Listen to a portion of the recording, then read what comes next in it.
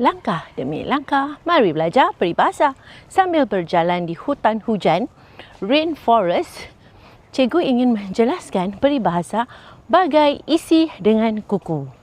Peribahasa ini bermaksud hubungan yang sangat rapat dan sukar dipisahkan. Mengapa isi dan mengapa kuku? Isi dan kuku ini melekat pada jari. Isi kita dan kuku kita melekat pada jari kan? Jika kuku kita tercabut, isi akan terasa sakit.